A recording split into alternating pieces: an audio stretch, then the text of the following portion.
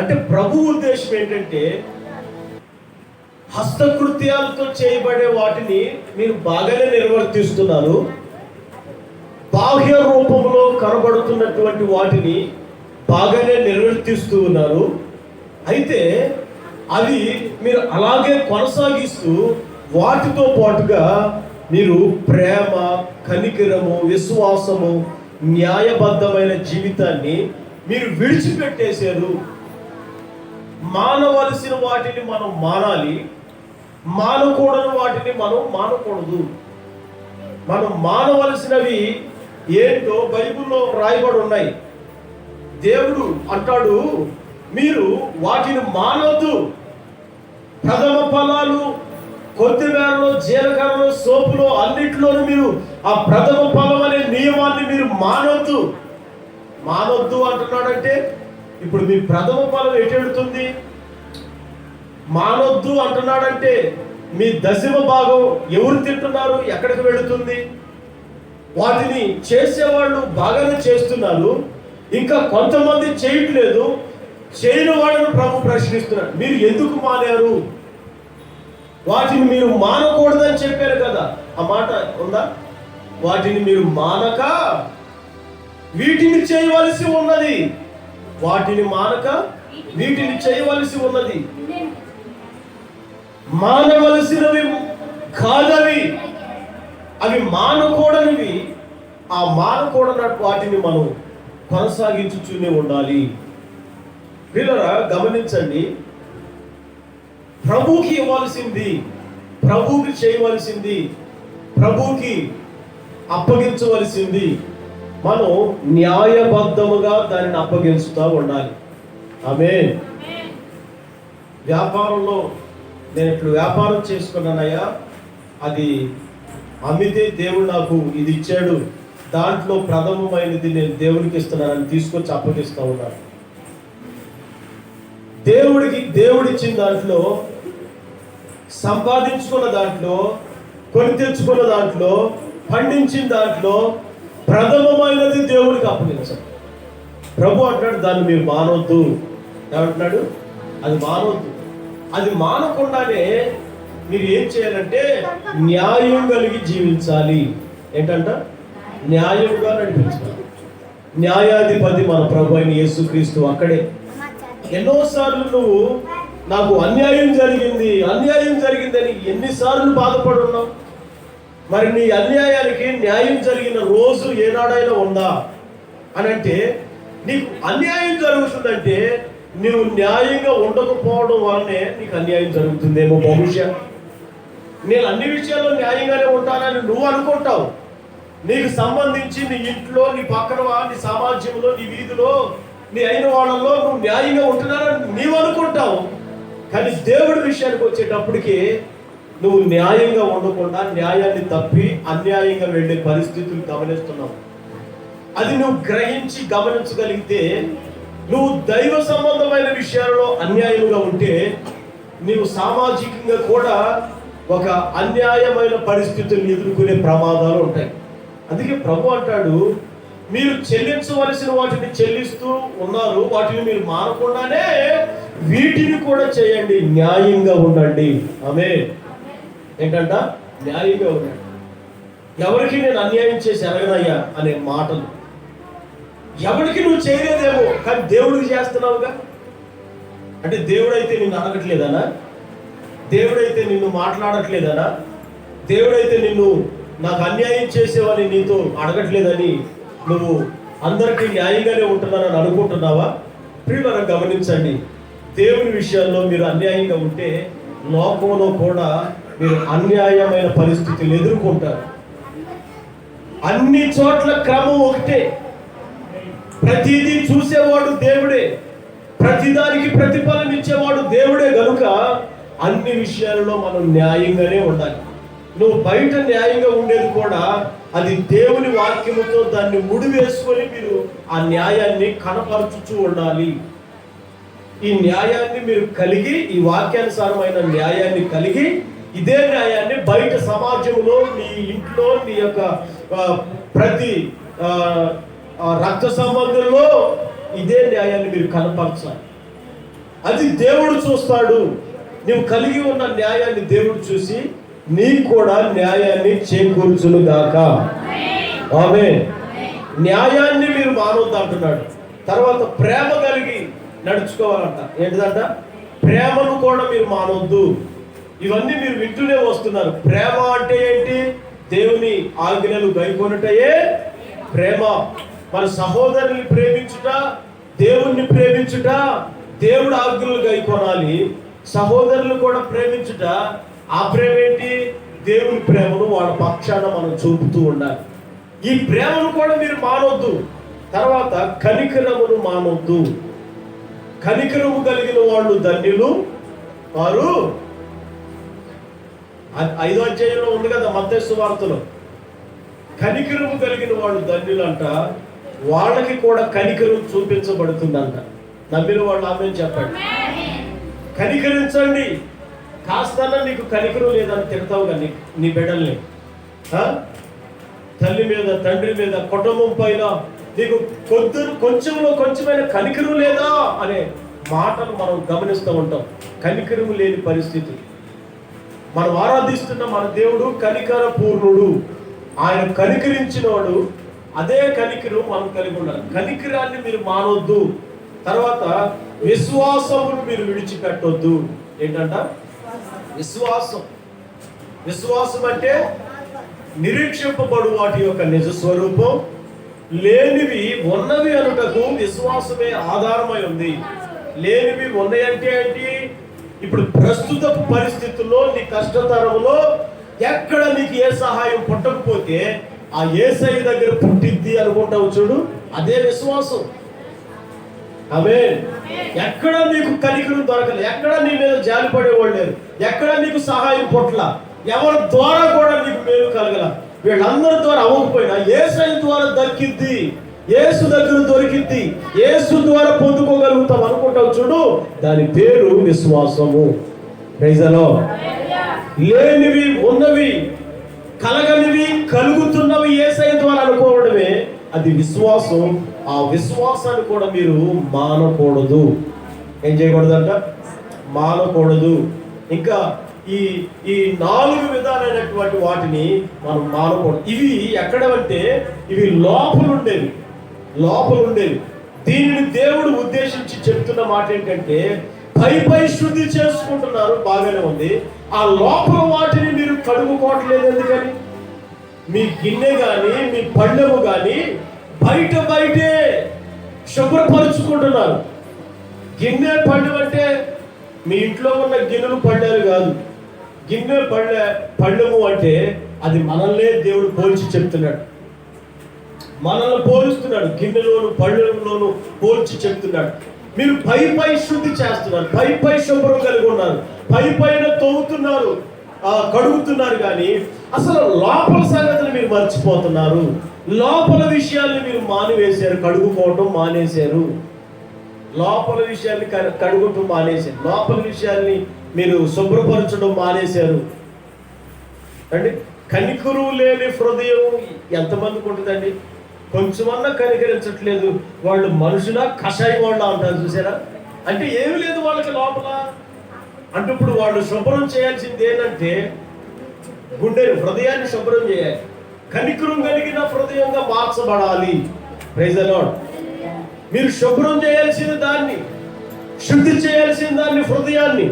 ప్రభువు అంటాడు కదా, గుండె చెదిరిన వారిని బాగు చేయువాడును నేనే. గుండె చెదిరిన వాడిని బాగు చేయవాడు ఆయనే.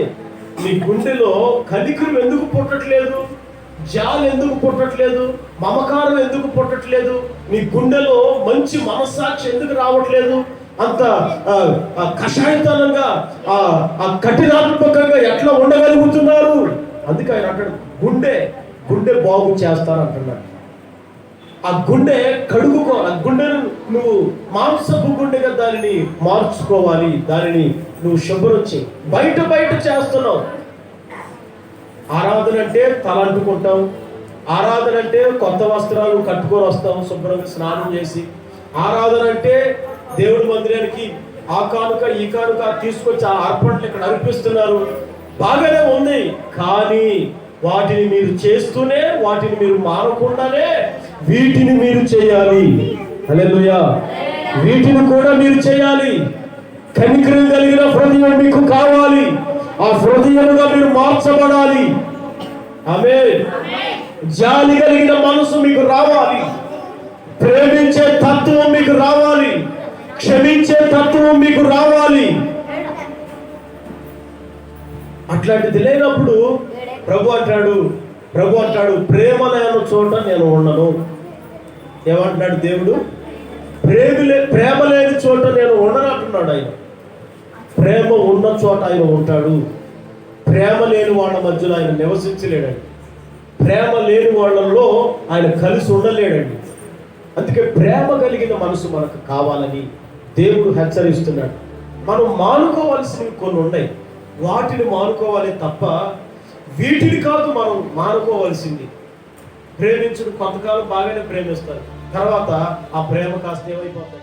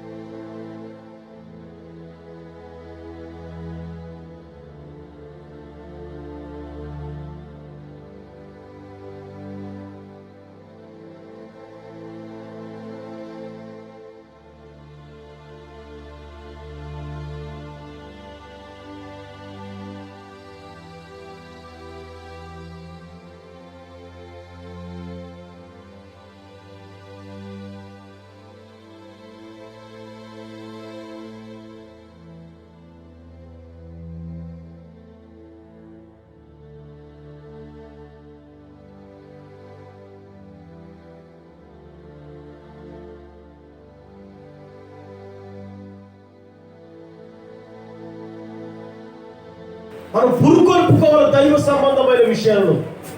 దేవుడు ఈ వాక్యాన్ని మనకి అనుగ్రహిస్తున్నాడు. సమాజముగా కూడుకోవడం మనము మానకుండానే వీటిని కూడా మనం కొనసాగిస్తూ ఉండాలి. Praise the Lord. హల్లెలూయా. కొలసీలకు రాసిన పత్రికలో 1:8 మీరు తీసారా? అక్కడే ఉంది, చదవండి. 8 చూసారండి. మానక కృతజ్ఞతాస్తుతులు చెల్లిస్తున్నాడంట. ఏంటి? అందరు చెప్పండి. 4వది ఏది మానకూడదు? మనం కృతజ్ఞతాస్తుతులు చెల్లించడము మానకూడదు. స్తుతులు చెల్లించుట యెహోవాకి ప్రీతికరము. Praise the Lord. స్తుతి చెల్లించుట యెహోవాకు ప్రీతికరం. ఎవరు స్తుతి చెల్లిస్తారు? సజీవులు. సజీవులే కదా నిన్ను స్తుతిస్తారు. మృతులు, పాతాళము, ప్రేతలు దేవుణ్ణి స్తుతించలేరు. ఇప్పుడు మనం స్తుతించడం మానకూడదు అంట. ఏంటంట? స్తుతించడం మానకుండా, కృతజ్ఞత స్తుతి చెల్లించడం మానకుండా ప్రభులో మనం నిలిచి ఉండాలి. ప్రభులో మనం ఆనందించాలి. ప్రభులో మనం కొనసాగించబడుతూ ఉండాలి. ఆమేన్. హల్లెలూయా. చెప్తాం హల్లెలూయా, హల్లెలూయా. కొందరు మానుకున్నట్లుగా మీరు మానక వీటిని మీరు కొనసాగించుతూ ఉండాలి. కొంతమందికి శనివారం వస్తేనే ప్రార్థన గుర్తొస్తుంది, ఆదివారం వస్తేనే కొంతమంది ప్రార్థన గుర్తొస్తుంది. ఉదయాన్ని లేచి స్తుతి చెల్లించాలి, సాయంత్రం అయ్యేటప్పుడు ప్రార్థన చేయాలి, ఖాళీ సమయాలను చూసుకొని మనం అందరి కొరకు ప్రార్థన చేయాలి. ఇది విశ్వాసకు ఉండే గుణం, విశ్వాసకు ఉండే లక్షణం. ఈ విధానాన్ని మనం ఎప్పుడు కూడా ఈ క్రమాన్ని మానకుండా కొనసాగించుతూనే ముందురు గాక. ఆమేన్. ఇప్పుడు మీకు మానకూడనివి ఏవో చూపిస్తారు. ఇప్పుడు మానకూడదు అని చెప్పాడు కదా. ఇప్పుడు మానుకోవాల్సిన వాటిని మనం చూసుకుందాం. ఏమేమి మానుకోవాలి? చదవండి. యోనా గ్రంథం 3:10 చదువుదాం.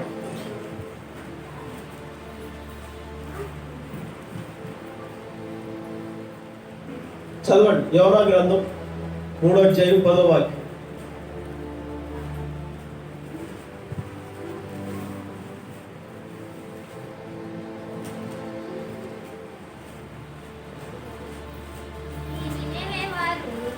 మా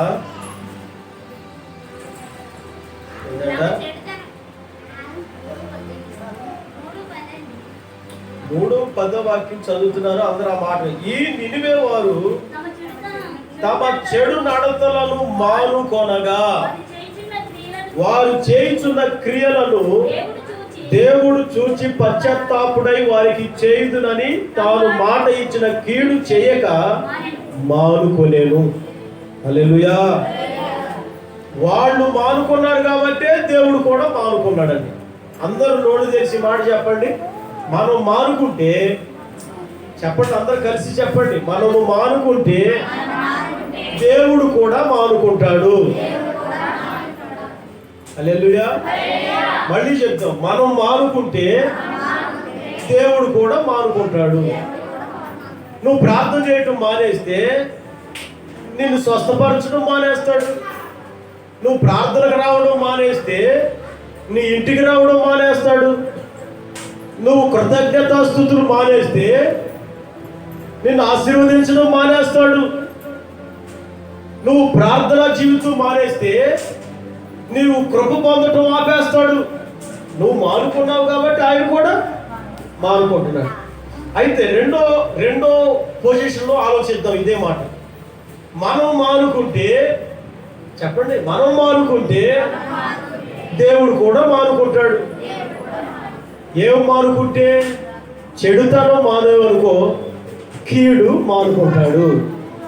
పాపం మానేవనుకో శోధన మానుకుంటాడు. నువ్వు వ్యభిచారం మానుకున్నావు అనుకో, నరహత్యను మానుకున్నావు అనుకో, ఆయన కూడా మానుకుంటాడు. ఎందుకనంటే మనం మానుకున్నాం కనుక చేయాలనుకున్న కీడు చేయకుండా దేవుడు కూడా ఆ కీడును మానుకొనును గాక. ఆమేన్. అర్థమైందా నేను మీకు చెప్పిన మాట? దేవుని విషయాల్లో మానేరు అనుకోండి, మీ ఆశీర్వాదాల విషయంలో కూడా దేవుడు మానేస్తాడు. అదే రెండవదిగా పాపం విషయాల్లోకి వచ్చేటప్పుడు మీరు పాపాలను విడిచిపెట్టుకున్నారనుకోండి, దేవుడు కూడా మీ మీదకి రావాల్సిన శిక్ష, మీకు రావాల్సిన కీడు, మీకు రావాల్సిన శాపం, మీకు రావాల్సిన దరిద్రతను రాకుండా దేవుడు ఏం చేస్తాడు? మానుకుంటాడు. హల్లెలూయా, హల్లెలూయా. సొదొమ గొమొర్రా పట్టణానికి దేవుడు హెచ్చరించాడు, మానుకోండి మానుకోండి మానుకోండి అన్నారు. వాళ్ళు మానలేదు. దేవుడి దగ్గర నుంచి ఉగ్రత కూడా మానకుండా వచ్చేసింది. నోవాహు జల ప్రళయంలో మారండి, ఓడలోకి రండి అన్నారు. మారలేదు, రాలేదు. రాకపోయేసరికి ఏమొచ్చింది? జల ప్రళయం అనే ఒక తెగులు వచ్చేసింది, అందరిని ముంచేసింది. మనం మానుకుంటే దేవుడు కూడా మానుకుంటాడు. ఇప్పుడు కరోనా వచ్చింది. కరోనా మానాలంటే ఏం చేయాలి? మనం మానాలి. ఆమేన్. కరోనా మానాలంటే మనం మానాలి. ఏం మానాలి మనం? ఇప్పుడు చదవండి. హోషేయ మొదటి చదివాము యోనా గ్రంథంలో చెడుతనం మానాలి. రెండోది హోషేయ గ్రంథం 4వ అధ్యాయం 18వ వాక్యం.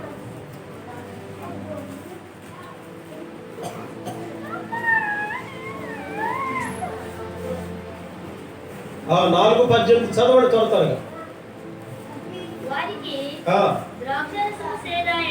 ద్రాక్షరసము చేదాయను. 4:18 చదువు.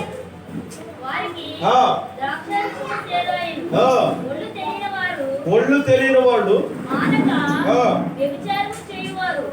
మానక వ్యభిచారం చేయువారు,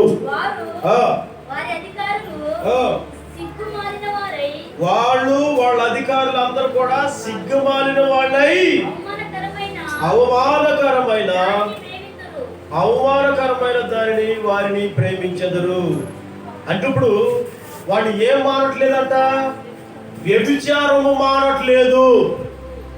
అందరు చెప్పండి, ఏం మానట్లేదంట? అసలు మానుకోవాల్సిందే వ్యభిచారం. మానుకోవాల్సిన దాన్ని మానక, మానకూడని దానిని మానేస్తున్నారు. దేవుడు ప్రార్థన మానొద్దన్నాడా? కృతజ్ఞతా స్తుతి మానొద్దన్నాడా? విశ్వాసం, ప్రేమ, కనికరం మానొద్దని చెప్పాడు కదా. తర్వాత ఏం మానొద్దన్నాడు? సమాజంగా కూడుకొని ప్రభుకి ఇచ్చే విషయాలు మానొద్దన్నాడు. వాటిని మానేస్తున్నారండి. వాటిని మానేసి వీటిని మానలేకపోతా ఉన్నారు. వాటినైతే మానుతున్నారు, దైవ సంబంధమైన వాటినైతే మానుతున్నారు, కానీ వీటిని మానలేకపోతున్నారు. అది ఇప్పుడు ప్రభు ఏమంటాడంటే, మీరు మానితే నేను మానుతా. చూసారా? మీరు మానితే నేను కూడా మానుతాను. ఏంటి మానాలి మనం అంటే? వ్యభిచారం మానాలి. అందరు చెప్పండి, ఏం మానాలి? రెండోదిగా రెండో వాక్యం చదువుకుందాం. 4:2. అబద్ధ సాక్ష్యము పలుకుటయు, అబద్ధం ఆడుటయు, హత్య చేయుటయు, దొంగిలించుటయు, వ్యభిచారం చేయుటయు వాడుక. వాళ్ళకి వాడుక అలవాటు. అది ఆగుదాం. ఏంటంటే వీళ్ళకి అలవాటు అయిన విషయాలు ఏంటంటే అబద్ధం ఆడడం, దొంగతనం చేయడం, వ్యభిచారం చేయడం, హత్యలు చేయడం. ఏమంటే మందు పెట్టేది ఎందుకు? చంపడానికేగా. హత్య చేయటం అంటే అంతే కదా. శాతపడి చేపించేది ఎందుకు? చంపడానికేగా. బాగు చేతులు చేపించేది ఎందుకు? వాళ్ళకి బాధలు వచ్చి వాడు తట్టుకోలేక సావాలనేగా. వాళ్ళ మైండ్ పాడు చేయడానికేగా. మందు పెట్టేది ఎందుకు? మైండ్ పాడు చేయడానికేగా. ఆ మైండ్ పాడైపోతే వాడు పిచ్చబట్టిపోయి ఏదో గుద్దో లేకపోతే ఏదో దూకో చచ్చిపోతారు కదా మెంటలీకి. అంటే ఇప్పుడు హత్యలు చేయటం వీళ్ళకి వాడుకంట. వాడుక అలవాటు. ఇది వీళ్ళకి వాడుకలో ఉందంట. ఇది బాప్తిజాలు పొందేమనే భయం ఉండదు, రక్షణ పొందేమనే భయం ఉండదు. చేతులకి తాళ్ళు కడతారు, నల్లతాళ్ళు. కాళ్ళల్లో కడతారు, మొలతాళ్ళలో కడతారు. అంటే ఏంటి దానికి అర్థం? అంటే ఇది వాళ్ళకి వాడుక. మానని వాటిని మానుకోమని బైబుల్ చెప్తుంటే దీనిని మానుకునే పరిస్థితుల్లో లేరు వాళ్ళు. వీడిని ఎట్లా పడేయాలి, నా చేతికి ఎట్లా దొరుకుతాడు, లేకపోతే ఈమెను ఎట్లా చిక్కించుకోవాలి, నా చేతిలో ఈమెను ఎట్లా చిక్కించుకోవాలి, కన్నం వేయటం అంటారు. ఏమేస్తారు? ఇట్లాంటివన్నీ కొంతమందికి ఆరితేరిపోయి ఉంటారండి వీటిలో. ఇవి తెలిసినంతగా వాళ్ళకి ప్రార్థన రాదు, వాక్యాలు తెలియదు. వీటిలో ఆరితేరిపోయి ఉంటారు. ఏ మాట అంటే వీడికి కోపం వస్తుంది, ఇట్లాంటి బాగా తెలుసు. ఏ మాట అంటే ఈ మనిషి రేజ్ అయిపోతుంది, ఈ మాటలు బాగా వాళ్ళ గుట్టుని పసిగట్టి పట్టుకొని గుట్టు చిక్కించుకొని చేతుల్లో చిక్కించుకొని ఏం చేస్తారంటే జనులకు కన్నం వేస్తున్నారంట. చదువుదాం. జనులకు కన్నం వేసి నరహత్య చేస్తా ఉన్నారు. మానకుండా అంటే వీటిని మానట్లేదు అంటాడు వాడు. అబద్ధ సాక్ష్యాన్ని అందరు చెప్పండి, నోళ్ళు తెలిసామా? అబద్ధ సాక్ష్యాన్ని మానట్లేదు. రెండోది నరహత్య చేయటం మానట్లేదు, అబద్ధాలు ఆడడం మానట్లేదు, వ్యభిచారించడం మానట్లేదు, జనులను కన్నం వేయటం మానట్లేదు, నరహత్య చేయడం మానట్లేదు. మరి ప్రభు ఏమంటున్నాడు? నువ్వు చెడుతనాన్ని మానితే కీడు చేయటం నేను కూడా మానుతాను, నరహత్య మానితే నేను కూడా నీకు రావాల్సిన శాపాన్ని రాకుండా మానివేస్తాను, తప్పిస్తాను. ఈ రోజున మానుకోవలసిన వాటిని మీరు మానుకోవాలి. ఆమేన్. మానకూడని వాటిని మీరు వాటిని నిలుపుకొని నడిపించబడాలి. వాటిని ప్రైజ్ ది లార్డ్. హల్లెలూయా, హల్లెలూయా, హల్లెలూయా. వీటిని మానుకోవాలండి. చెడుతనం మానాలి, అబద్ధాలు, అబద్ధ సాక్ష్యాలు, హత్యలు, నరహత్యలు మానాలి. రెండు అయిపోయింది. మూడోదిగా ఏం మానుకోవాలి? ఇర్మియా గ్రంథం 4వ అధ్యాయం 4వ వాక్యం చదువుకుందాం. ఇర్మియా గ్రంథం 4వ అధ్యాయం 4వ వాక్యం.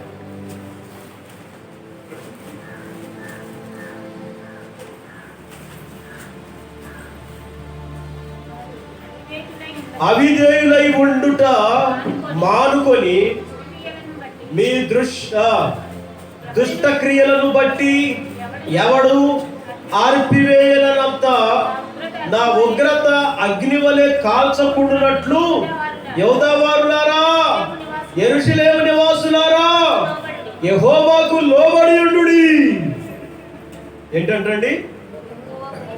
మూడో వాక్యం చదువుకుంటే, యూదావారికిని యెరూషలేము నివాసులకును యెహోవా సెలవిచ్చుచు ఉన్నాడు, ముళ్ళ పొదలలో విత్తనములు చల్లక మీ బీడు భూములో మీ బీడు పొలములను దున్నుడి.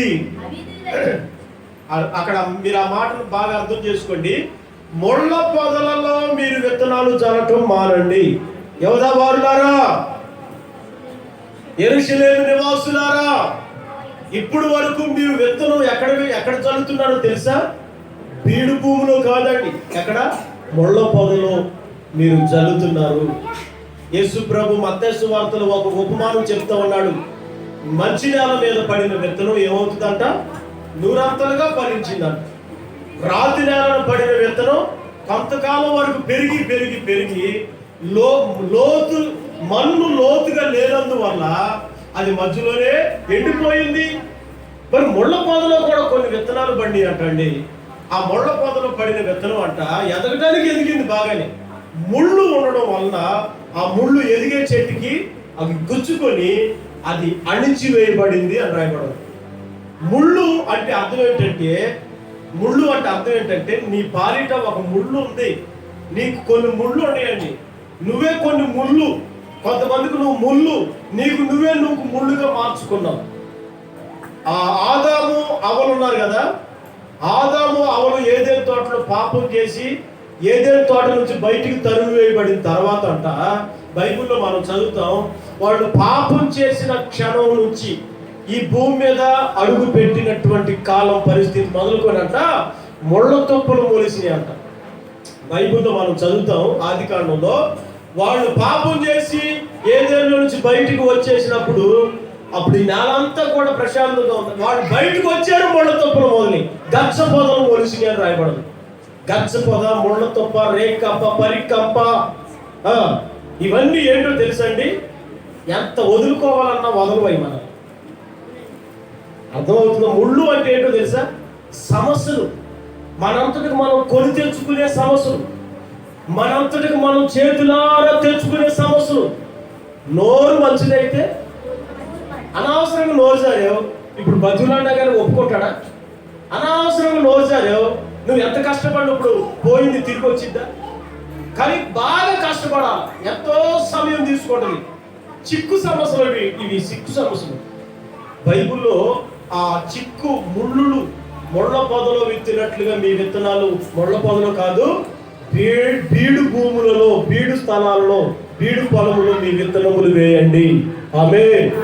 బీడు భూమి అంటే పంట పండే మంచి నేల.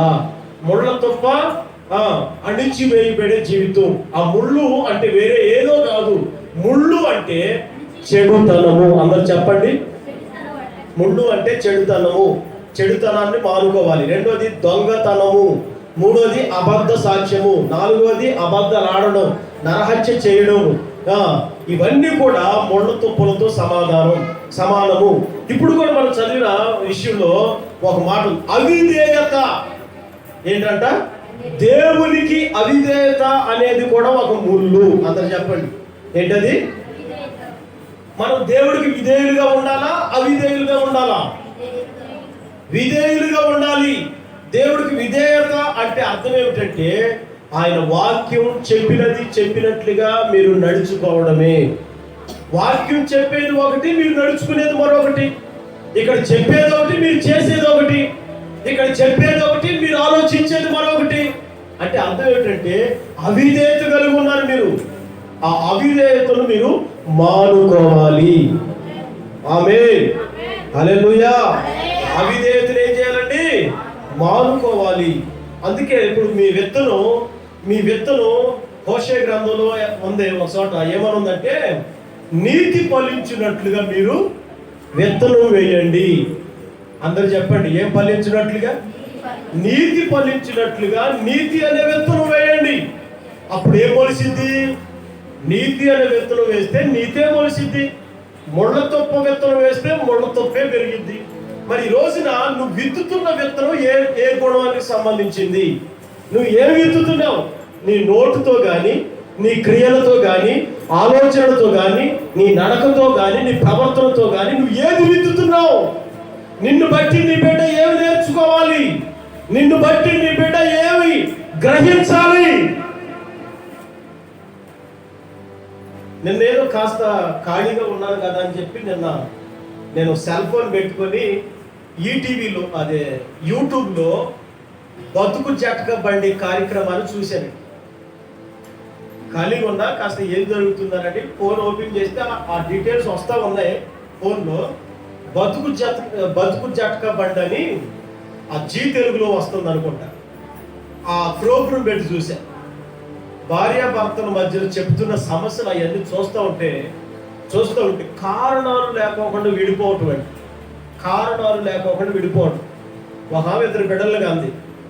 మరి ఆమె ఎవరో మహాతల్లి. 2 బిడ్డలు కానీ నా భర్త మారట్లేదని చెప్పంట ఇంకో ఆయన్ని ప్రేమించి వెళ్ళిపోయిందంట.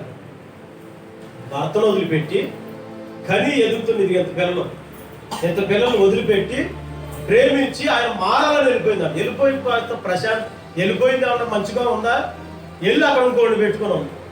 ఇప్పుడు నేను అడుగుతుంటే ఆయన మారట్లేదంటే ఆయన వదిలేసాను, ఆయన మారే మనిషి కాదని చెప్పి వాళ్ళతో సమాధానం చెప్తూ ఉన్నారు. సరే, ఆయన మారే సంగతి ఆడ పెట్టాము, నువ్వు మారేవా అని అన్నారు. నువ్వు మారిన దాని అయితే వెళ్ళిపోయి అక్కడ ఇంకోళ్ళు పెట్టుకుని ఎట్లా ఉంటున్నావు నువ్వు? ఏమండి, సంసారం అంటే సమస్యలు, కొట్లాట్లు, మాట భార్యాభర్తల మధ్య 1,90,000 వస్తాయండి. వాళ్ళిద్దరూ కలిసి ఉండేవాళ్ళు కనుక ఎన్నో డౌట్లు, ఎన్నో మాటలు, ఎన్నో వ్యతిరేకతలు వస్తాయి. అంత మాత్రాన భార్య పిల్లల్ని వదిలిపెట్టుకుంటాడా? అంత మాత్రాన భర్త బిడ్డలు వదిలిపెట్టుకుని వెళ్ళిపోవాలా? ఇప్పుడు అంటది, ఆ మనిషి అంటది కదా, ఏమని అంటదంటే, నా పిల్లలు నాకు ఇప్పించండి. ఆ పిల్లలు నీకు ఒక్కదానికి పుట్టారేంటి? మనం న్యాయం వాళ్ళైతే ఆ బతుకు జటక బండిలో ఈ ప్రశ్న వాళ్ళు అడగలేదులే, కానీ మనం ఆలోచిద్దాం. నా పిల్లలు నాకు ఇప్పించండి అని అంటే, ఆ పిల్లలు నీకు ఒక్కదానికి పుట్టాడా? మరి ఆయనకు కూడా పుట్టారుగా. అయితే ఇప్పుడు ఏం చేయాలి? ఇద్దరు పిల్లలు పుట్టారు కాబట్టి ఇద్దరిని శిరసాహం చేయండి, కత్తి తెచ్చి శిరసాహం చేయి. నీకు ఒక మొండు, ఆయనకు ఒక మొండు, అంతే కదా. నీకు ఒక మొండు, ఆయనకు ఒక మొండు, ఇట్లా విడగొట్టుకుందామని వాళ్ళు న్యాయంగా సరైన తీర్పు తీరిస్తే అసలు భలే ఉండేది. ఆమె ఇష్టం వచ్చినట్టు అయితే వీళ్ళు మాట్లేదని వెళ్ళిపోవచ్చు, ఎక్కడ పెడితే అక్కడ ఉండొచ్చు, పిల్లలు వదిలేసి ఉండొచ్చు. ఏది విత్తిందండి ఆ మనిషి? ఇప్పుడు ఇంకొక ముగ్గురు ఉన్నారు, ముగ్గురు వయసు వచ్చిన పిల్లలండి. అది ఆ పిల్లల ఆ సుఖాన్ని అంత ఉంటారు, పిల్లలు వయసు వచ్చిన పిల్లలు. ఆ పిల్లలంట వాళ్ళు వచ్చి తల్లిదండ్రులు గొడవలు కాదు, వాళ్ళు ఎట్లా కూడా చేస్తున్నారు. ఈ ముగ్గురు ఆ బతుకు చెట్ల బండికి వచ్చారు, ముగ్గురు పిల్లలు.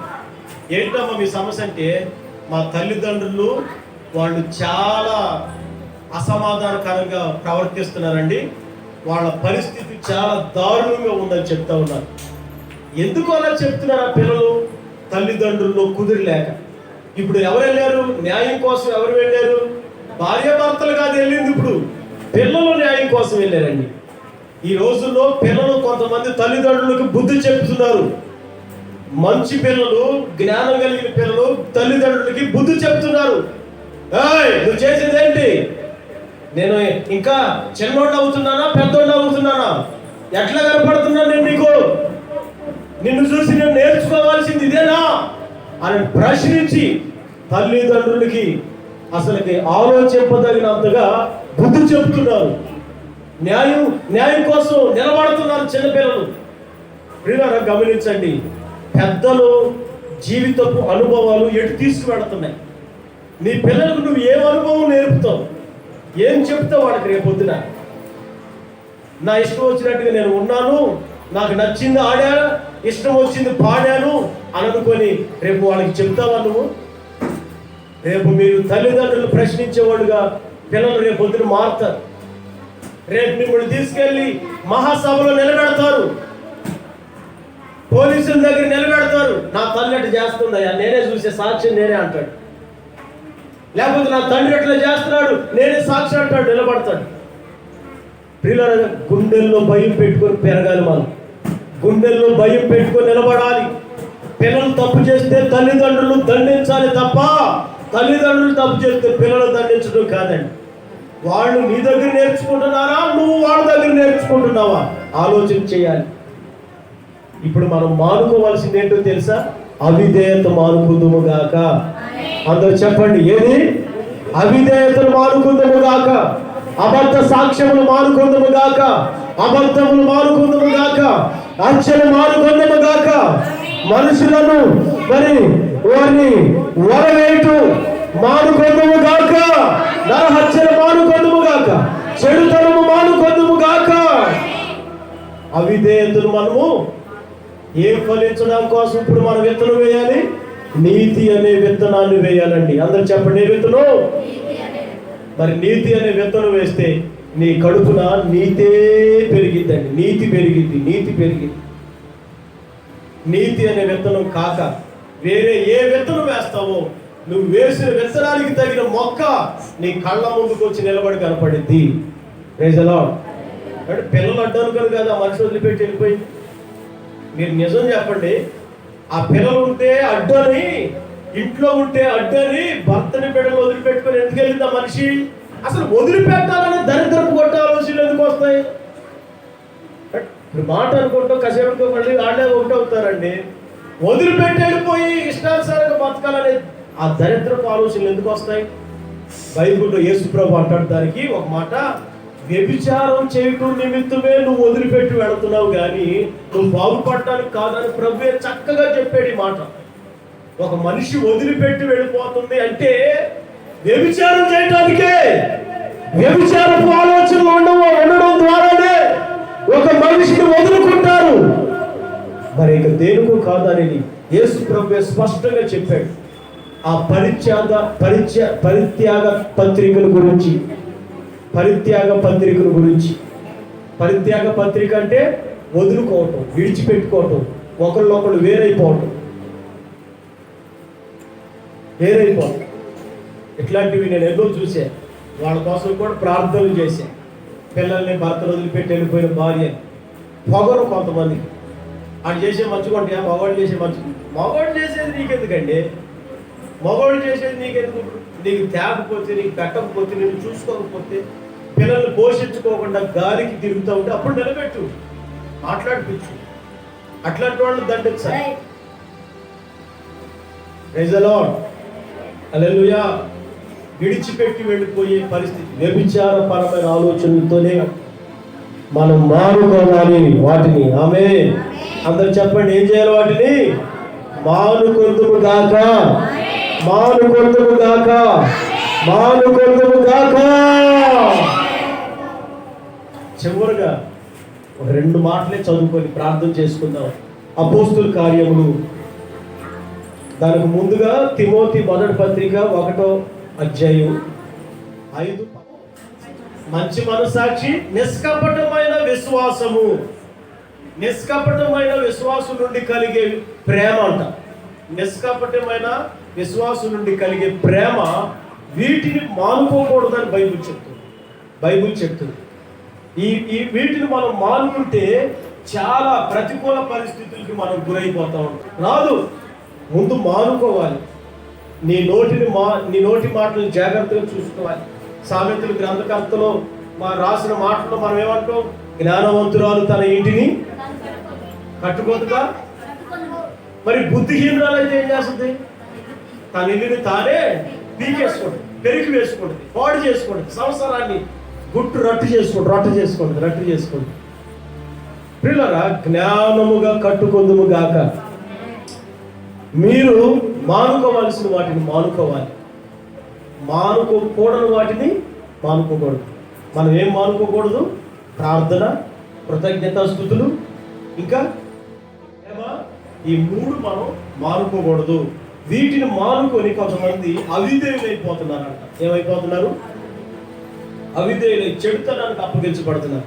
మనం మానుకోకూడని వాటిని, ఈ 5 వాటిని మనం మానుకోకుండా ఆ ఉపదేశ సారాన్ని మనం కలిగి జీవించుదుము గాక. ఏ సారం అదండి? ఉపదేశ సారం. ఏంటో ఉపదేశ సారం? మానుకోకూడనివి ఏంటి? మళ్ళీ చెప్పండి. మానుకోకూడనివి ఏంటి? మంచి మనసాక్షి, పవిత్ర హృదయము, విశ్వాసంతో కూడిన ప్రేమ. ఈ 3 మానకుండానే మరి ఇంకా ప్రార్థనా జీవితం మానకూడదు, కృతజ్ఞతాస్తుతి చెల్లించడం మానకూడదు, సమాజంగా కూడుకోవడం మానుకోకూడదు. వీటిని మానుకోకుండా ఉండటంలో దేవుడికి అర్పించే వాటిని అర్పించుతూనే మనం వీటిని మానుకోకుండా కొనసాగిస్తూ ఉండాలి. ఇది ఉపదేశ సారము. అందరు చెప్పండి, ఏంటిది? ఉపదేశ సారం. వీటిని మానుకోకుండా ఉండాలి. మానుకోవాల్సినవి ఏంటి? చెడుతనము మానుకోవాలి, దొంగతనం, వ్యభిచారం, అబద్ధాలు, నరహత్యలు, అవిధేయతతో కూడిన జీవితాన్ని మానుకొని మనం సారం కలిగిన పొలములో విత్తనం వేయుదుము గాక. ముళ్ళ పొదలో వేయొద్దు. మీకు కళ్ళు కనపడట్లా, అది ముళ్ళ పొద. ముళ్ళ పొదల్లో విత్తనాలు వేయొద్దు. ఆ ముళ్ళ పొదలో విత్తనం వేయటువంటి అర్థం చెప్పారు కదా. చెడుతనంలో నుండి నువ్వు వెళితే చెడు అనే మొలక మొలిసిద్ది. అంటే ఇప్పుడు నువ్వు విత్తనం ఎక్కడ వేసావు? ముళ్ళ పొదలో వేసావు. చెడు అనే పంట మొలిసింది. ఆ పంట రేపు మొలిసి పెరిగి నిన్ను ప్రశ్నించింది. ఆ పంట పెరగకోకుండా నువ్వు నీతి అనే విత్తనం వేయాలి. అప్పుడు ఏం మొలిసింది? నీతి అనే పంట మొలుసును గాక. ఆ పంట ఫలములు మీరు అనుభవించుదురు గాక. ఆమేన్.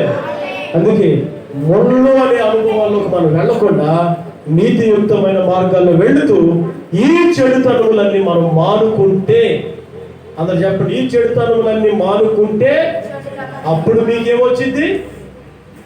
లాస్ట్ వాక్యం చదివారు కాదు, ఏమొచ్చింది?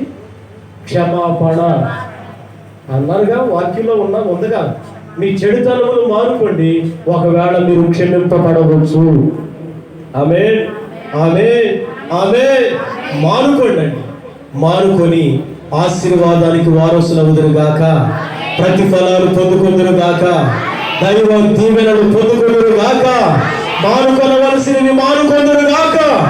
దేవుడు కూడా మీ విషయంలో చేయండి తీసించిన కీడు, శాపం, దారిద్ర్యం, రోగం, సమస్త విధములైనటువంటి వ్యతిరేక శ్రమలు రాకుండా ఆయన కూడా వాటిని ఆపి అదుపు చేసి మానుకొనును గాక. ఆమేన్. నినివే పట్టణస్తునికి కీడుని మానుకున్న దేవుడు మనము కూడా దేవుడి యొద్ద నుంచి రానున్న కీడు, శిక్ష, నరకం రాకుండా మానుకునేటట్లుగా మనం ప్రవర్తించుదుము గాక, క్షమాపణలు గాక, దేవుని నుండి మంచి ఫలములు ఫలించుదుము గాక. ఈ ఉపదేశ సారములో మనల్ని ప్రభు నిలిపి రాజ్యానికి రాకడానికి సిద్ధపరచును గాక. ప్రార్థన చేసుకుందాం. ఎక్కడ వాళ్ళు అక్కడే చక్కగా మోకాళ్ళు వేసి నిలువ మోకాళ్ళు వేసి చేతులు పైకెత్తి ప్రార్థన చేయండి. నిలువు మోకాళ్ళు వేసి చేతులు పైకెత్తి, మేము మానుకుంటే మాకు రావాల్సిన కీడు, శ్రమ, కష్టాలు, నరకాలన్నీ నువ్వు మానుకుంటావయ్యా. మేము మానుకోకపోతే నువ్వు కూడా మానుకోవయ్యా. కాబట్టి నాయన, ఈ విధమైన కార్యాలు నీ బిడ్డలు గ్రహించి గుర్తుపట్టి రేపు పిల్లల జీవితాలు పాడవకుండానట్లు, తమ్ముడు తాముగా పాడు చేసుకోకుండానట్లు, జ్ఞానవంతులు తన ఇల్లు కట్టుకున్నట్లుగా తమ్ముడు తాము కట్టుకుంటూ తమ కుటుంబాలు కట్టుకునేటట్టు సహాయం చేయాలి. మహిమ, ఘనత, ప్రభావాలు మీకు ఆరోపించి యేసయ్య పరిశుద్ధ నామములో ప్రార్థించి స్తుతించి వేడుచున్నాం తండ్రి. ఆమేన్. మన ప్రభు అయిన యేసుక్రీస్తు కృప, తండ్రి అయిన దేవుని ప్రేమ, పరిశుద్ధాత్మ సన్నిధి, సముకు సహవాసం మనకు ఎల్లో సకల పరిశుద్ధులకు సదాకాలం తోడై ఉంది. ఆయన ఉపదేశ స్థానం మనల్ని మానుకునేటట్లుగా, కొన్ని మానుకోవడం వాటిని కలిగి జీవించేటట్లుగా సదాకాలం తోడై ఉండి నడిపించును గాక. ఆమేన్. హల్లెలూయా.